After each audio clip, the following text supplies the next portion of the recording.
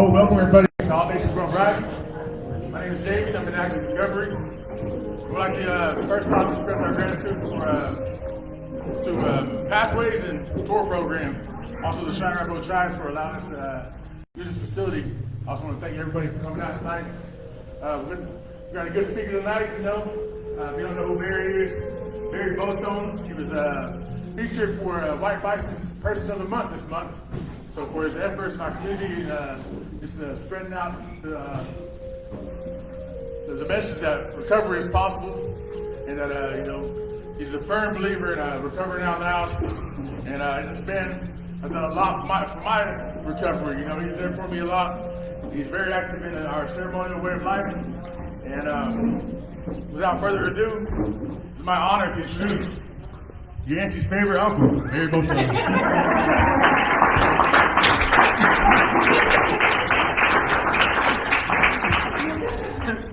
Aho, brother. For all the aunties. Well, thank you. I just want to thank, everybody for coming out. Like David was saying, I believe in recovering out loud.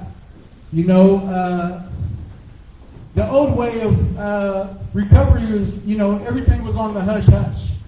Everybody kind of stayed anonymous. But the way that drugs and alcohol are affecting our people today, our people are dying at record numbers. So I'm inspired by the Magic House out in California. They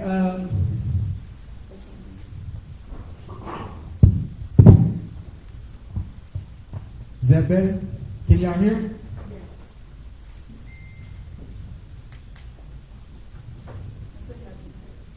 Huh? Did it turn on? And we have a technical difficulties.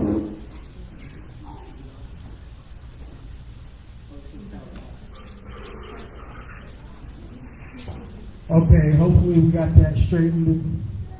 Can y'all hear it?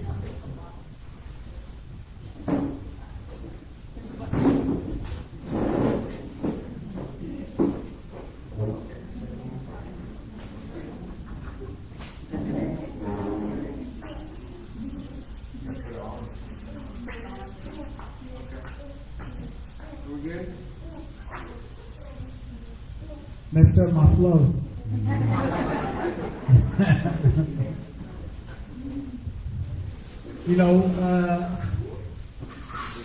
Hopefully they can hear us. Can y'all hear me out there in California?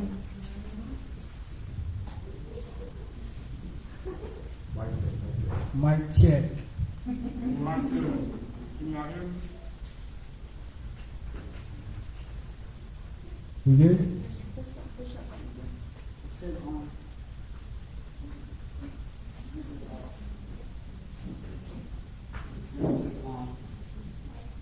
Can y'all hear me?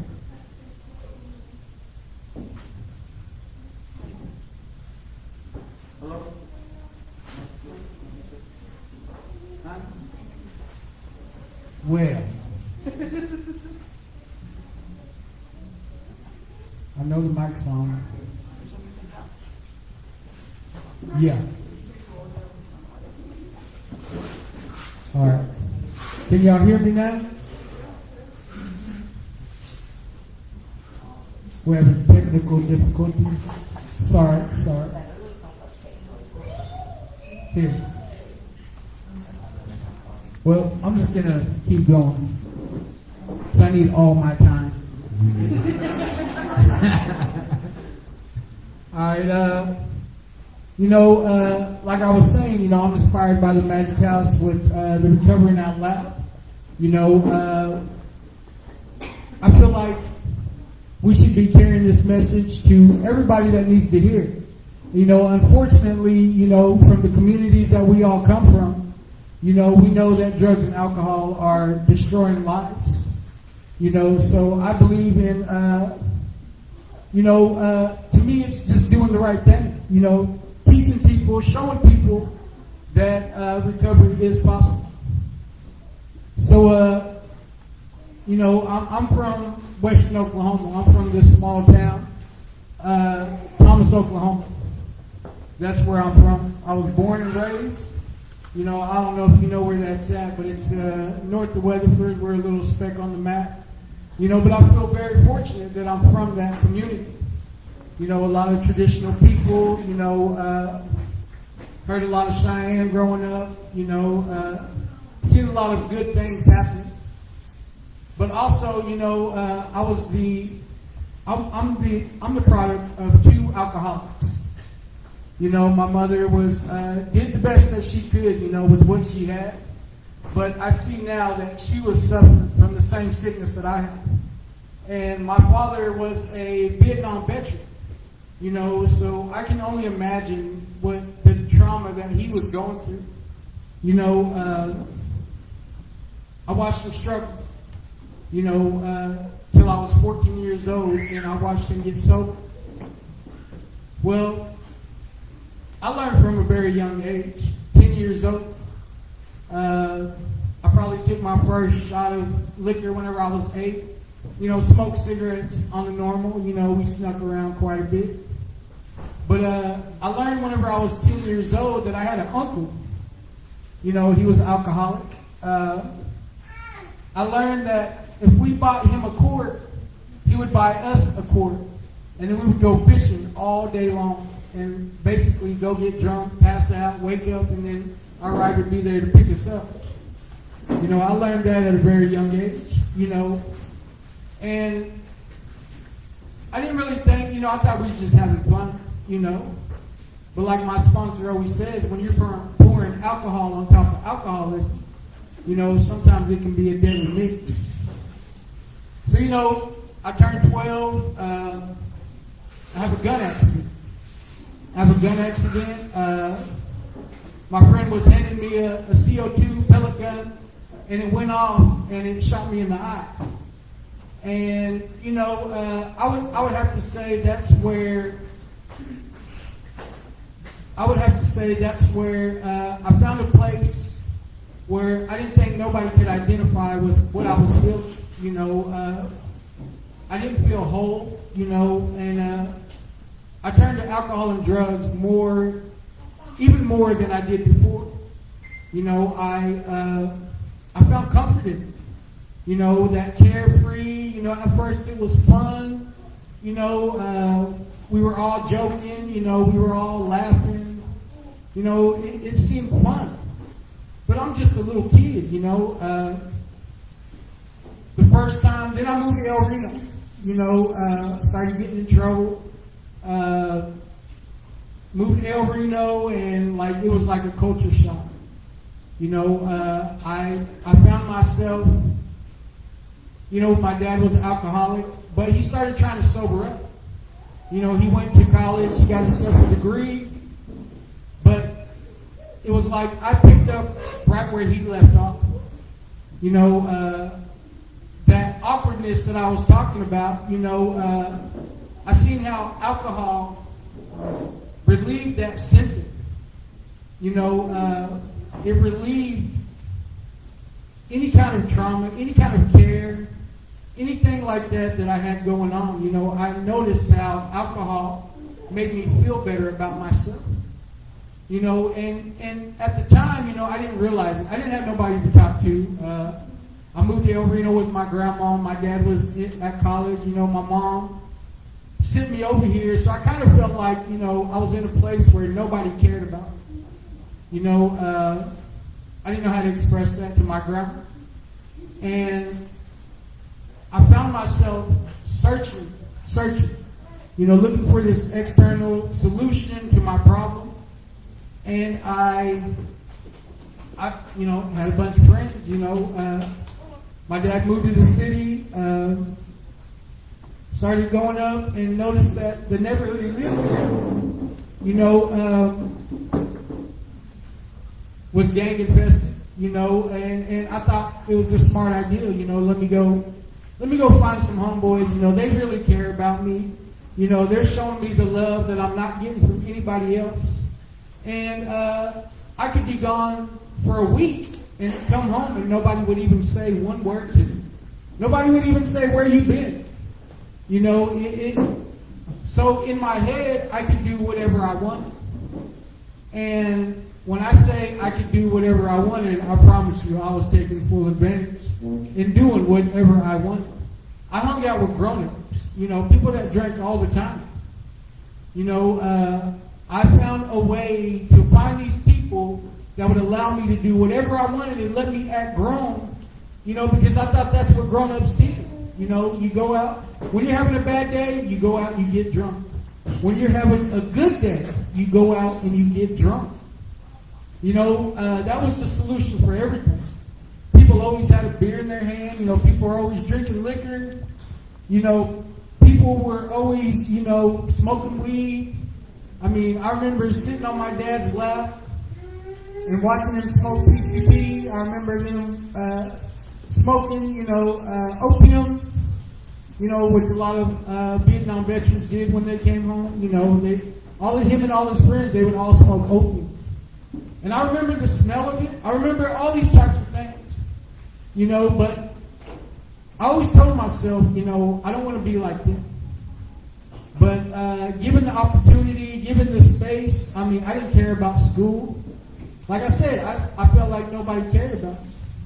So I was looking for these external solutions to making myself feel whole. And what had happened, was at 16 years old, I ended up in prison for a drive-by. And one of my friends got shot.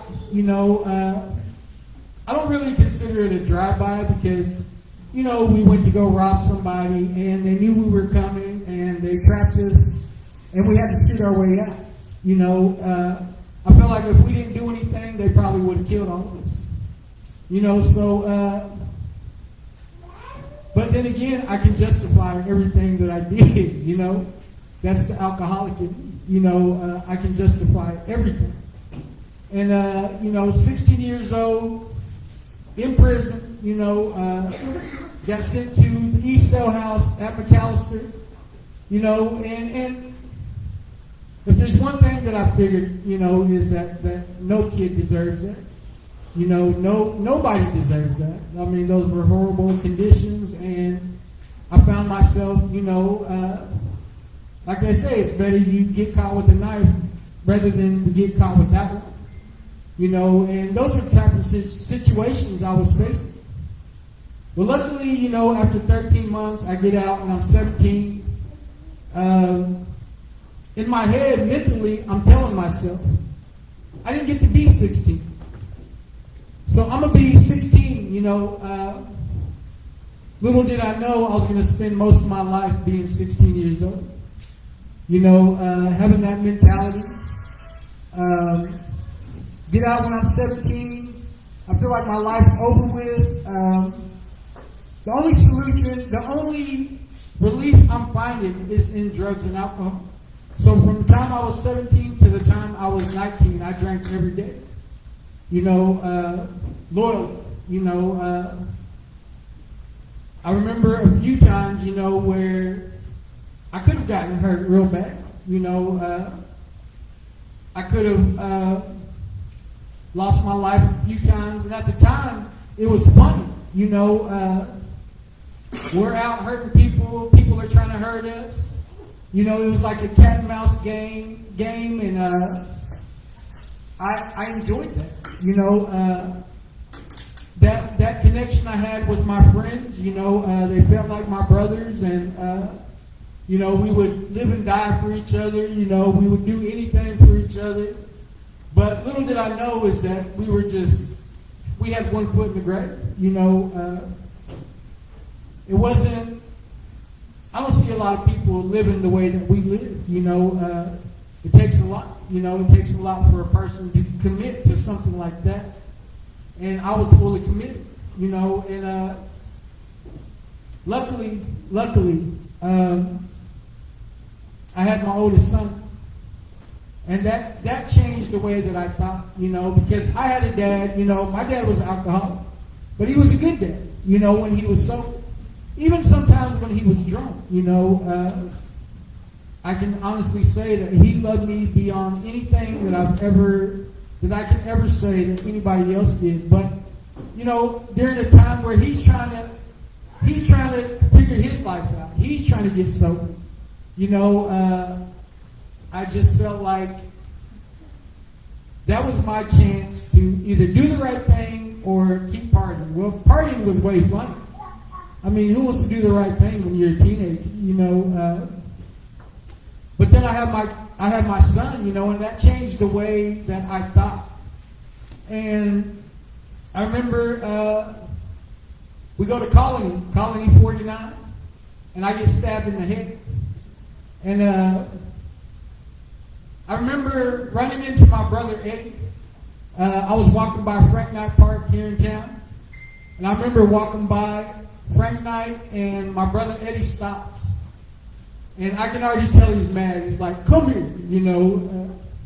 Go over there, and he just gives it to me, you know. And I can honestly say, you know, if I was going to listen to anybody, you know, it would probably be my brother Eddie. You know, he's always been that brother that always cared, always showed compassion, you know, always believed in me, you know. And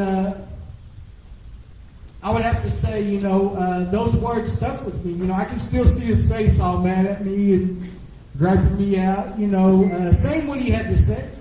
Because, you know, I'm not a kid anymore. You know, these childish games ain't working anymore. You know, my excuse that I don't know any better isn't working anymore. So, you know, it led to me having my second kid, my daughter Brianna. You know, I decided, you know, I'm going to try this thing. I'm going to do what's right. You know, I went and got me a job right down the road here at Exodus. You know, and I would try. You know, but at the same time, I was introduced to cocaine. And, you know, I ain't gonna lie, I liked it. You know, like, what can I say? You know, I like the way it smelled. You know, I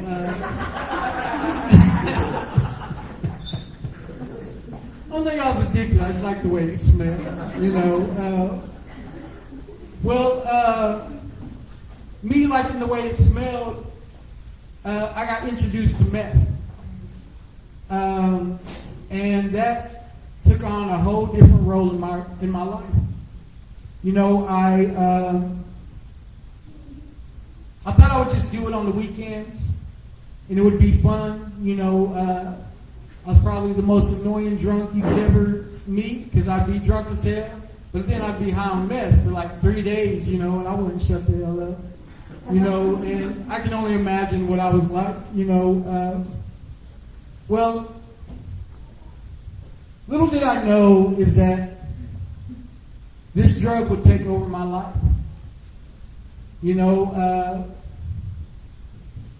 I gave it everything. I gave that drug everything. You know, and I tried over and over, you know, I'm going to stop doing it. I'm going to stop. You know, I'm going to quit selling it. I'm going to quit doing this. I'm going to quit, you know. Little did I know is that it didn't matter what substance was in front of me. It didn't matter. Because this sickness was in my mind. You know, this disease was in my mind. You know, and what I know now is that the drugs and alcohol were only relief of the symptoms of what was going on up here. I had a drug and alcohol problem, but I had a Barry problem. That was the most, probably, and it took me years, I'm talking years and years of being the coolest 16-year-old that you ever knew. You know, it took years to realize that. You know, and every time I thought I hit bottom, man, my bottom had a cellar. That cellar had a dungeon. You know, and I kept digging and digging and digging, and, you know, I thought I was going to pop up in China one of these days, you know. That's how far I was going, you know. Just when I thought things couldn't get any worse, you know, I found myself lonely, I quit worrying about my kids, you know. And I have 17 kids. Nah, I'm just kidding. I got 7 kids. Yeah, I always say 17 because 7 sounds a lot better, you know. But you know, I understand now where my problem was. You know, I'm codependent, very codependent. You know, that's got to be one of my biggest things is, you know, realizing how codependent I was. You know, and when I thought that I gave my addiction everything, it wanted a little bit more. Every time I gave my addiction everything, it always wanted a little bit more. You know, I found myself alone. You know, I isolated. I would say I was going to do the right thing. I would try to do the right thing. I even went and rode at Redlands one year, you know, trying to convince myself that I can do the right thing. But honestly, I didn't have the tools. I didn't have the know-how. I wasn't aware of what my real problem was. And it was me. You know, I was my worst enemy. I'm my biggest enemy. And realizing, you know, that I got a problem, now I'm willing to admit it. Yeah, I'm messing around. I'm messed up. You know, just all these funny sayings that I kept saying, you know, to make this thing comical. Man, it wasn't a joke whenever you looked at my life. I was suffering. You know, I was suffering. I was depressed, suicidal. And just imagine everything that comes with that. You know, that was my life. And like I said, I was willing to give my addiction everything. And whenever I thought that I had finally hit my bottom, July 22nd of 2016, my 14-year-old son committed suicide. And everything that I thought that my addiction was, man, it took on a whole other form. It didn't matter what drug I did. It didn't matter how I did it. You know, if there was a drug out there, I had to go try it. If there was a drink out there, I had to go drink it. I did everything in the world to try to kill that pain. And if there's one thing that I realized, it was like, there's nothing. I ran from that pain, you know. And in the process, I shorted myself. Because a lot of the memories that I had of them, a lot of the good times that I had with them, I forgot them. You know, I robbed myself of that process. You know, knowing what I know today, you know, I was going about life a whole different, man, nothing mattered. You know, nobody mattered. I was willing to ride that to the grave, you know, was that I need to go see my son. And, you know, I have 6 other kids, you know. I was so selfish that I thought I was the only one suffering. And I found myself unable to sit down. I couldn't sit down. Because when I sat down, every emotion would hit me.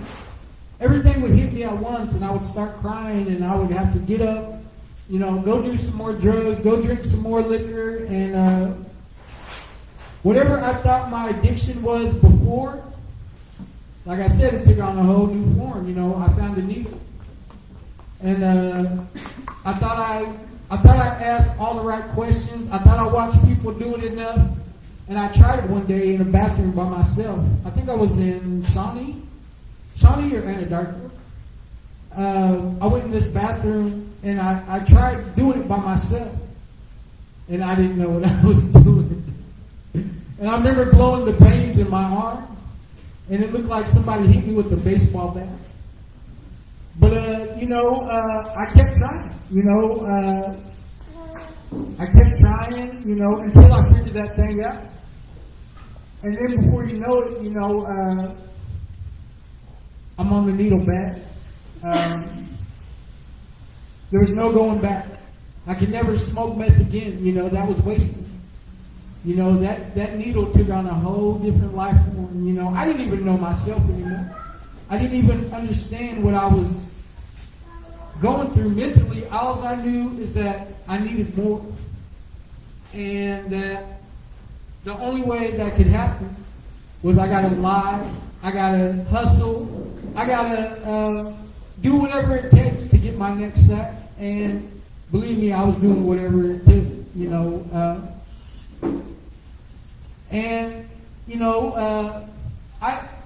after about 6 months of that, man, I got tired of it.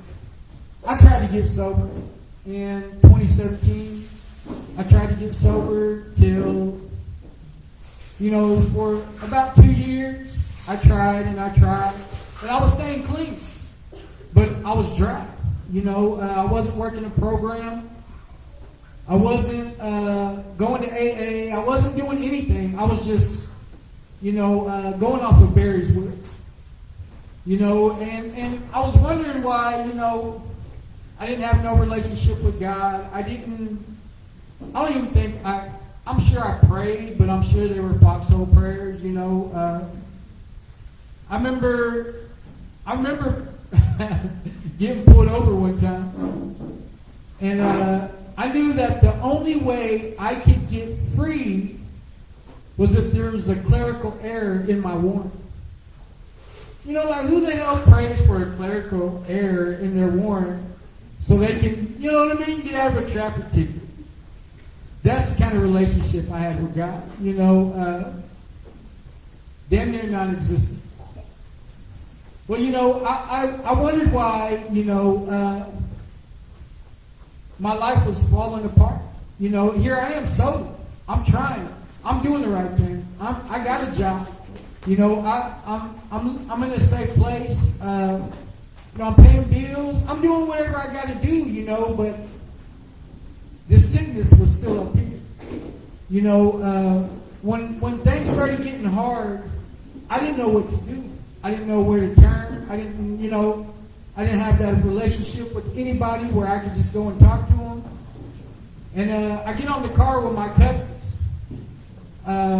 We're going from like the football field to Jinx, to the basketball place here in El Reno. Just that short of a ride.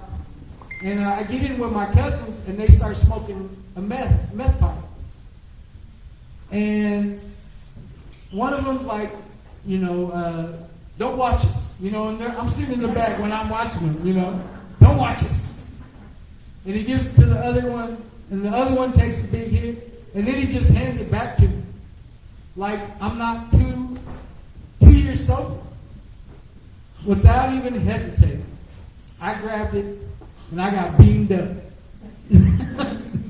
I'm talking, I got beamed up. That was like the beginning of the end for me.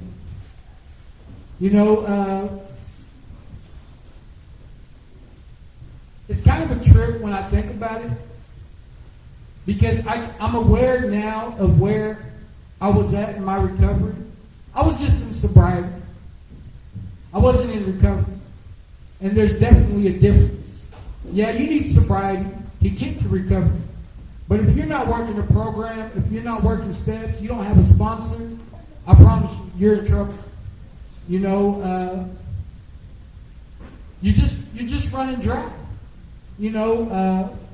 Like they say, a dry drunk. I realize now that that's what was happening to me. I tried it my way. And it didn't work. Well, I ended up leaving from the place I was at. Yeah, I left her. Yeah. And within 2 months, I'm homeless again. I had a job, but things are falling apart real fast. I'm living out of a bag again, staying here and there. Just struggling. Man, I was struggling.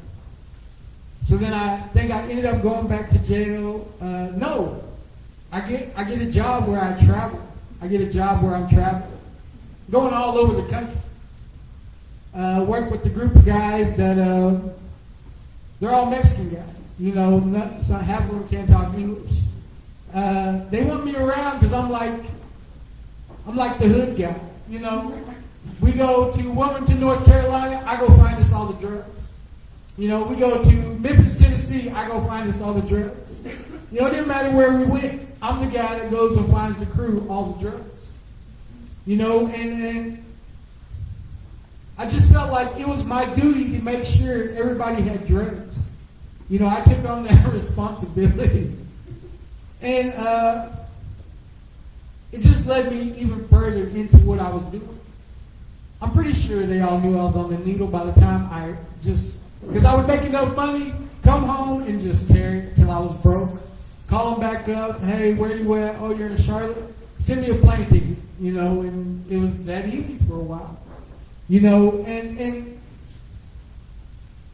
it got old. You know, ended up catching pneumonia down in Birmingham, Alabama. Almost dying. I had double pneumonia.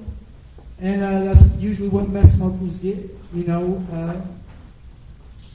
And, you know, I come back to Oklahoma, get better, spend about 3 months in the hospital, off and on.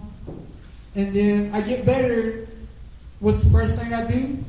My cousin who handed me the meth pipe after being sober for 2 years, he's the one that comes and gets me down in Lawton. And without hesitation, he lights up a pipe. I grab it, and here I am, off and running once again. This goes on, you know, till 2021. You know, I remember I would get high. I would, you know, shoot up. By then, I'm mixing heroin and meth. You know, and I'm really in this thing for real. Like I gotta have, you know, I started getting sick. I would get so out of my mind that I was too embarrassed to go around anybody.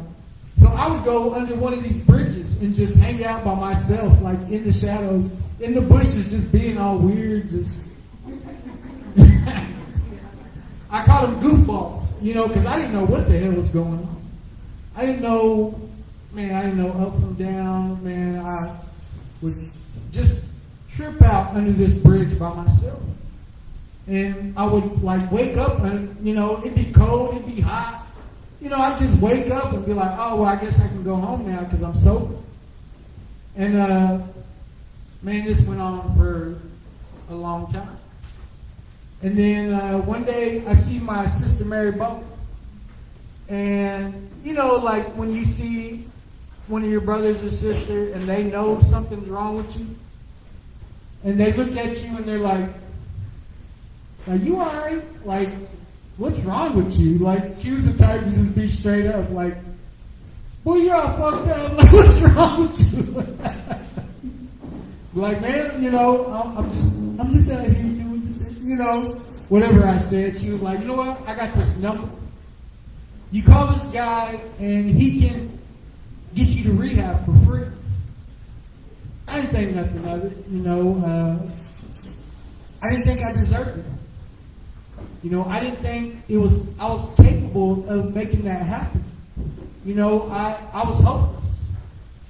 You know, I didn't believe in anything. All I believed in was getting over on the next person so I could get my next fix.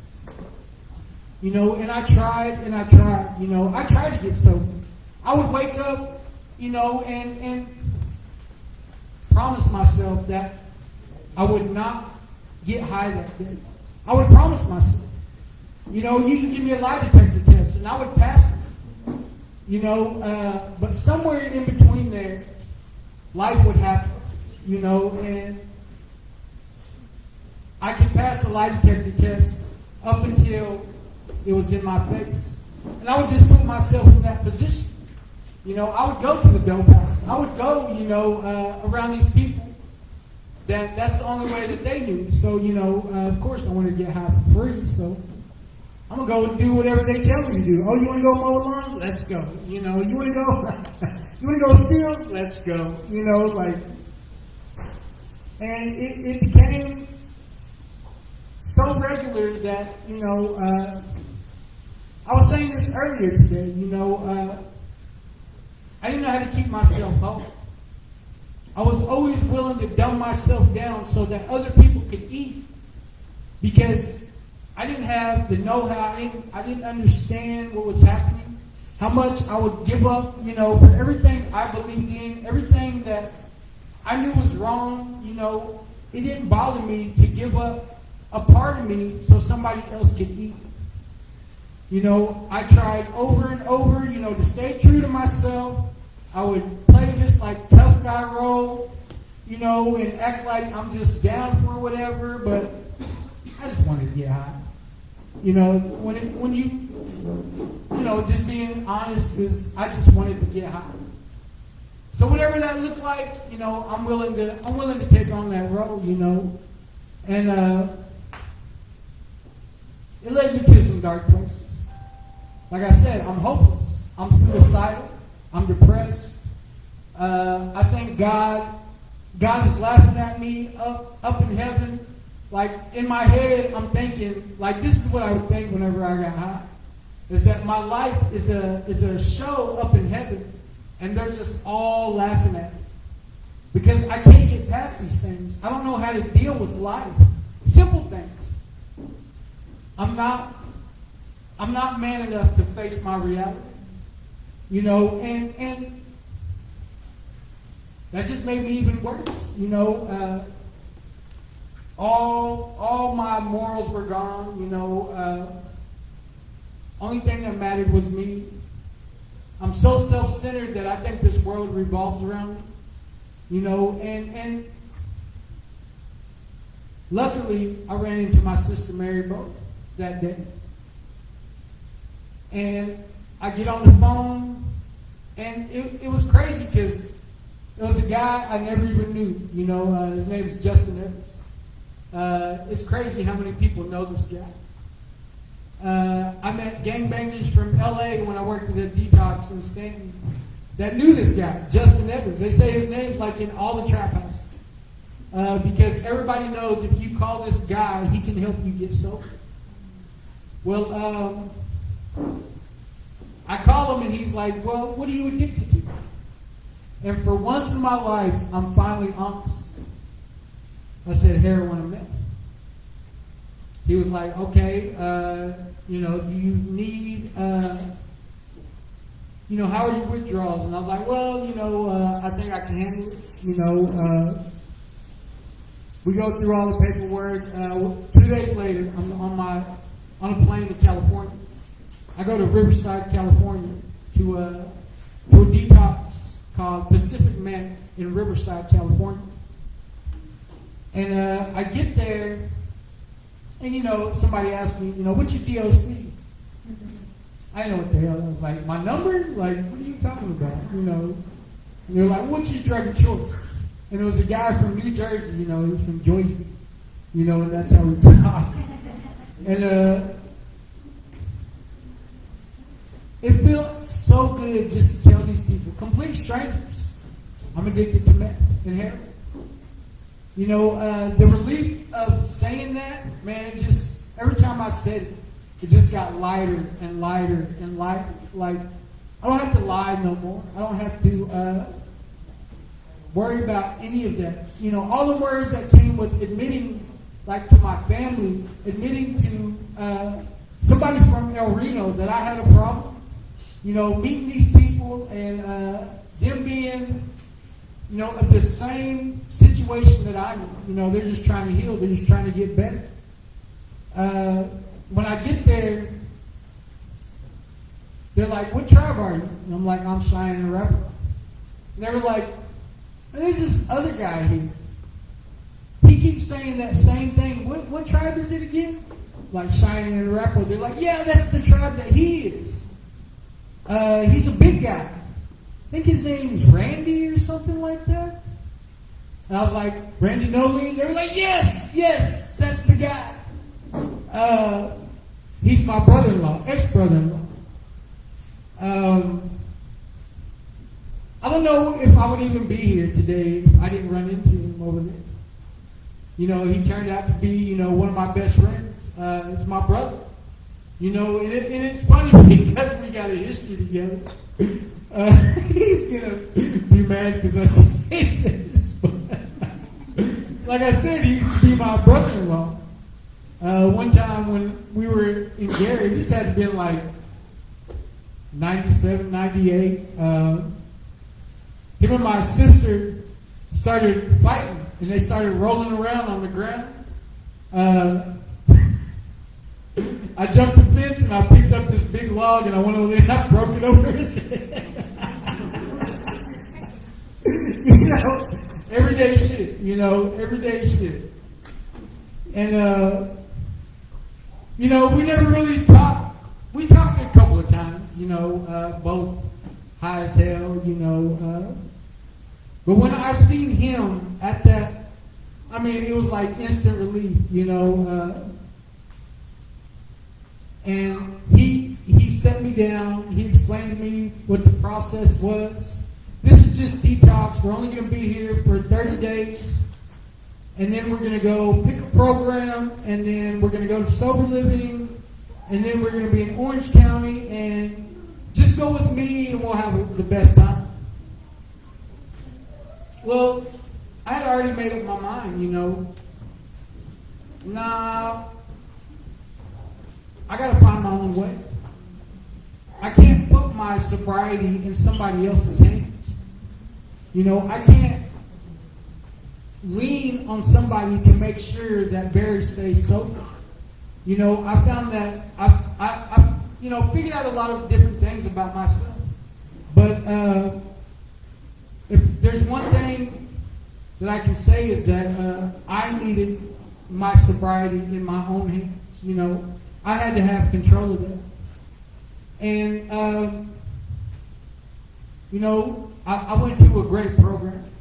The positive momentum that I started at Pacific Medic, I had a great, I still got friends from there. They know things about me that nobody else knows, things that I was able to get off my chest, the trauma. I went to a great program in Costa Mesa, California. Dream Recovery. Man, them people were amazing. Connie, Todd, Jen, Ashley, my house manager, LA. I mean, these people made it possible for me to, to do what I had to do. Any suggestion that they made, I went and did it. I mean, they said, get a sponsor. I got a sponsor that week. They said, go to as many meetings as you can. I'm walking to meetings. Right around the corner from my house is the Fountain Valley Alano Club. I'm there all the time. I knew that as much as I put into my addiction, I had to put into my recovery. Whatever that looked like, that's what I was willing to do. Whoever I had to cut off, they were just, that was that. All my codependency, that's not a solution for me. I can't find external solutions to an internal problem. And, I paid attention. I'm the client at Dream Recovery that when the group is getting away from the facilitator, I'm the guy stopping it like, hey, I don't want to be the bad guy here. I don't want to, get on anybody, but I need this. I really need this because I don't want to die. I'm not willing to go back and be the same person that I was that got here. I need this. And, that's just, I knew I was onto something good, I wouldn't sit with nobody. I wouldn't click up with nobody. I just would sit by myself as close to the facilitator as I could, to make sure that I'm getting everything that they're willing to offer. you know, because I knew that's what I needed. I knew that my addiction is just sitting there waiting on me. He's waiting on me to be dishonest. You know, it's waiting on me to slip up. It's waiting on me to think I can go around people who use. It's just waiting on me. So every opportunity, every suggestion that they made, like I'm doing all the extra stuff. You know, I'm working the steps when I'm in California. Got me a great sponsor out there. His name is Sam England. He's from Michigan. Another native guy. You know, we had a great connection. He introduced me to Wellbriety. And, you know, if there's one thing that I can say is that I definitely learned that this sickness is in my head. You know, and it, like I said, it's waiting on me. It's waiting on me to make a mistake. You know, I'm not perfect. I'm far from perfect. But I believe in progress, you know, not perfection. You know, today I'm living to learn life on life's terms. You know, I'm learning that working those steps of AA, that's what freed me. I feel freedom today.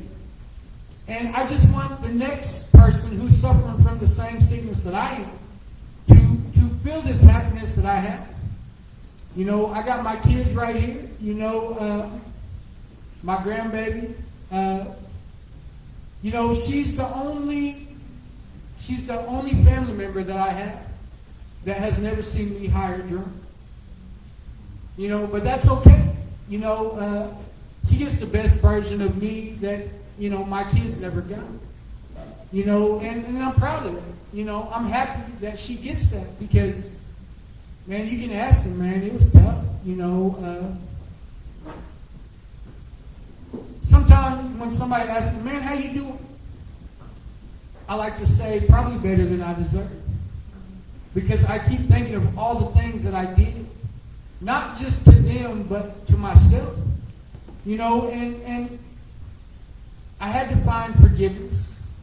I had to find what peace meant. You know, I protect my peace at all costs today. You know, I can't even imagine arguing with somebody today. You know, that's like crazy to me.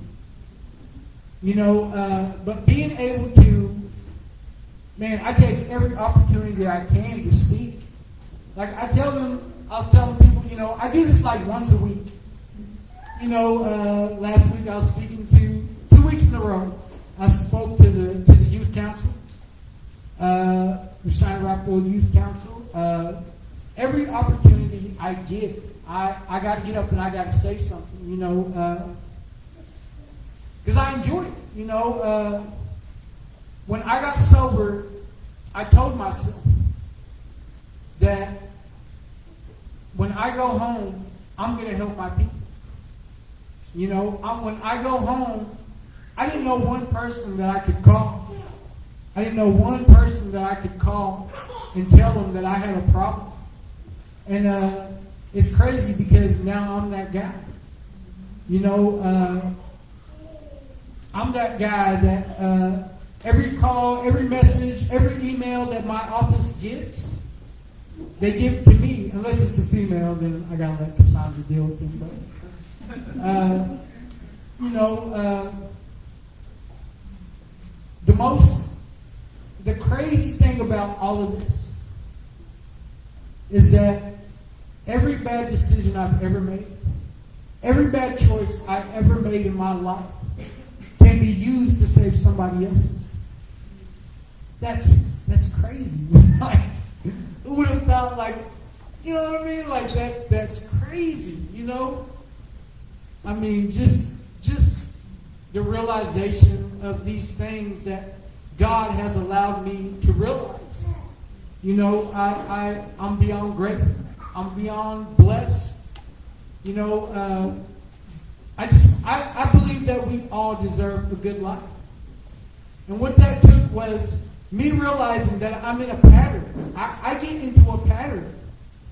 That's where my faults you know, that's where everything starts to come out, is when I get in my pattern. You know, I'm aware of my pattern today, and if it wasn't for good sponsorship, you know, I probably wouldn't be here today. You know, I probably wouldn't be up here able to tell anybody, you know, what to try, what to do. You know, it would be impossible, you know, without my sponsor. And for him, you know, I'm very blessed. I'm very blessed that, you know, that the Creator allowed him to work in my life. Because I get to see, you know, miracle happens all, you know, all these miracles. Everybody in here in recovery is a miracle. Because you think about how many people are still out there struggling. You know, so I'm proud of every single person here. You know, it takes a lot. It takes a lot. You know, I seen that on Facebook today. What's the hardest part of recovery? And my bro Dylan said, starting. You know, I would have to say that's it. They hit it right on the head. It's starting recovery. You know, making that choice to try something new, making that choice to maybe, who knows, maybe you'll be happy. You know, but, you know, I know I can't save everybody, but, you know, if the Lord lets me, I promise you, I'm going to try. You know, so just being able to get up here and talk about, you know, we were saying going from parenting to sharing, you know, that's that's going to be our new saying around here. You know, it's not a speaking meeting, it's going from parenting to sharing. You know, so, you know, it's just these opportunities that I'm very grateful for. It's just, you know, it's a never-ending fight. You know, and luckily the Creator has put it on my heart, you know, that I think everybody deserves to be happy. So, with that, I think I'm going to shut up now. So.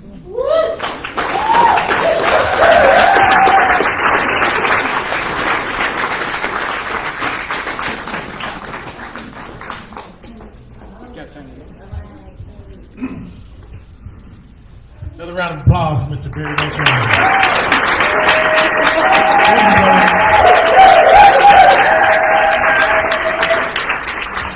You know, I really want to, I know Barry's been there for a lot of us in this room. Also was there for me when I needed help. And say thank you again, brother, for all of your efforts, you know, you do for our people.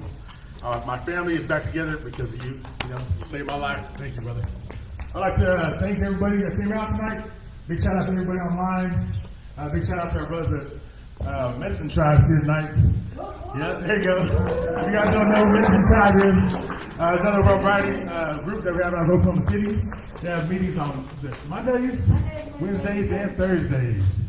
So we have meetings here Thursdays and Fridays. So throughout the week, if you're in Oklahoma City area, there's always a Wellbriety meeting to catch up on. So while we're here, fellowship, get some phone numbers, get to know each other, you know, because we can't do this alone. Once again, thank everybody who came online. And like we always do, I'd like to ask our sister if she can take us out in prayer.